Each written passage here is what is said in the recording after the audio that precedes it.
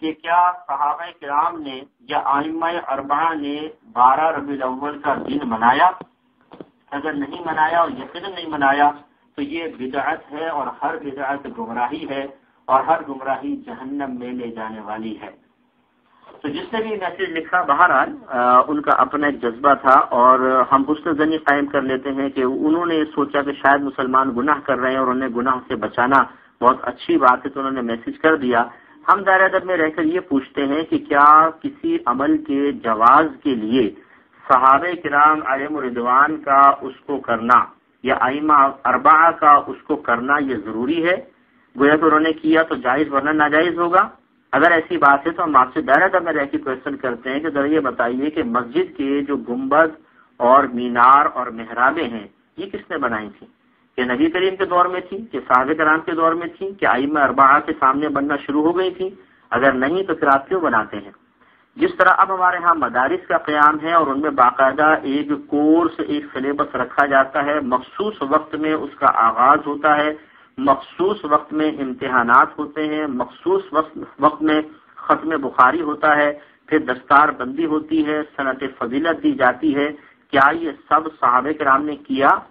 کیا ائمہ اربعہ نے اس کی اجازت دی یا انہوں نے کیا؟ اگر نہیں تو کیا یہ سب کا سب بدعت ہے اور ہر بدعت گمراہی، ہر گمراہی جہنم میں لے جانے والی ہے؟ آپ کی مسجد میں جماعت کے لیے ایک وقت مخصوص ہوگا، فجر اتنے بجے، ظہر اتنے بجے، عصر اتنے بجے، مغرب اتنے بجے، عشاء اتنے بجے۔ کیا یہ صحابہ کرام کے دور میں یہ اوقات مخصوص تھے؟ کیا ائمہ اربعہ نے یہ اوقات مخصوص کیے تھے؟ اگر نہیں تو پھر تو یہ بدعت ہوئے، اور ہر بدعت گمراہی، اور گمراہی جہنم میں لے جانے والی ہے۔ اب آپ بتائیں آپ کے بارے میں کیا حکم ہوگا؟ کیا بریانی صحابہ کرام نے کھائی، ائمہ اربعہ نے کھائی، چاکلیٹس کھائی تھیں، آئس کریم کھائی تھیں، جو لباس جس ڈیزائن کے آپ پہن رہے ہیں انہوں نے پہنے تھے، آپ چشمہ لگاتے ہیں انہوں نے چشمے لگائے تھے؟ یہ تمام چیزیں اگر آپ حسن نیت کے ساتھ کریں تو امر مستحب بن جاتی ہیں۔ یہ نہیں کہ جن کا تعلق تو دین سے نہیں ہے، دنیا سے۔ مومن کا ہر کام دین کا کام ہے۔ وہ اگر اچھی نیت کے ساتھ سوئے گا تو اس کو سونا بھی عبادت ہے۔ اگر وہ رزق حلال کھاتا ہے تو اس کو رزق حلال کھانا، اپنے بیوی بچوں کو کھلانا، یہ بھی عبادت ہے، اس کو بھی ثواب مرتب ہوگا۔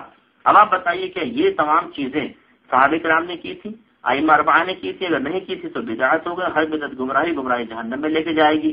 تو میرے بھائی، میں آپ سے گزارش کرتا ہوں کہ آپ D120 سائٹ کراچی پر بدعت کی ایک تعریف لکھ کر بھیج دیجیے، اور ایسی تعریف جو آپ کے نزدیک بالکل جامع تعریف ہو، اور انشاءاللہ عز و جل میں آپ کے سامنے یہاں پہ تشریف فرما ہوں گا، اور انشاءاللہ جو آپ کی جیسی تعریف آئے گی ویسے میں بیان کر کے میں ثابت کر دوں گا کہ اگر آپ ائمہ اسلام کی بدعت کی تقسیمات کو قبول نہ کریں تو پھر کوئی بدعت سے بچ نہیں سکتا ہے۔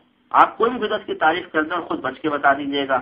ائمہ اسلام نے، اب یہاں پہ میں تفصیل چونکہ ہو رہی تو میں دو باتیں عرض کرتا ہوں۔ ایک ہے ان 12 ربیع الاول میں مختلف امور کو سر انجام دینا، اگر ان کو فردن دیکھا جائے، مثلا نبی پاک کی ولادت کے واقعات بیان کرنا، آپ کے فضائل و کمالات کا بیان، معجزات کا بیان، آپ کی برکات کا بیان، آپ کے اختیارات کا بیان، کھانا کھلانا، جلوس نکالنا، نعت کی محافل کرنا، یہ تمام چیزیں اگر آپ فردن دیکھیں گے، سب کا ثبوت میں قرآن سے بھی دے سکتا ہوں اور حدیث سے بھی دے سکتا ہوں، علیحدہ سب آپ کو مل جائے گا، سب کی اصل آپ کو قرآن حدیث سے مل جائے گی۔ باقی رہا اس کا مجموعہ، ہاں مجموعہ آپ کہہ سکتے ہیں کہ جس طرح اب ہم رسمی طور پہ 12 ربیع الاول کو منا رہے ہیں، اس طرح منانا صحابہ کرام علیہم رضوان کے درمیان رائج نہیں تھا، لیکن بات وہی ہے کہ کیا یہ اصول بنا لیا جائے کہ جو ان کے درمیان رائج تھا وہی جائز ہوگا ورنہ ناجائز ہوگا؟ اگر یہ اصول ہے تو جو میں نے مثالیں آپ کو گنوائی ان کا کیا جواب ہوگا آپ کے پاس؟ لہذا علماء اسلام نے پھر بدعت کی اقسام متعین کی کہ اگر کوئی ایسا نیا کام شروع کیا گیا جو قرآن و حدیث کے خلاف ہے، یہ بدعت سیئہ ہے، اور اس کے بارے میں نبی کریم نے فرمایا کہ یہ گمراہی ہے اور گمراہی جہنم میں لے جانے والی ہے۔ اور اگر کوئی ایسا نیا کام ایجاد کیا گیا جو دین کی ترقی کے لیے ہے، دین کی ترویج کے لیے ہے، تو وہ نیا کام کرنا بالکل جائز ہے، بلکہ اس کو مطلب بدعت حسنہ کے درجے میں رکھا گیا ہے۔ اور یہ اس حدیث سے بھی استدلال کیا گیا کہ نبی کریم صلی اللہ علیہ وسلم نے فرمایا جس شخص نے ہمارے دین میں کوئی اچھا طریقہ جاری کیا تو قیامت تک جتنے لوگ اس پر عمل کرتے رہیں گے ان سب کا ثواب اس اچھا طریقہ شروع کرنے والے کے نام اعمال میں لکھا جائے گا، اور جس نے کوئی برا طریقہ جاری کیا تو قیامت تک جتنے لوگ اس پر عمل کرتے رہیں گے ان سب کا وبال اس شخص پر ہوگا۔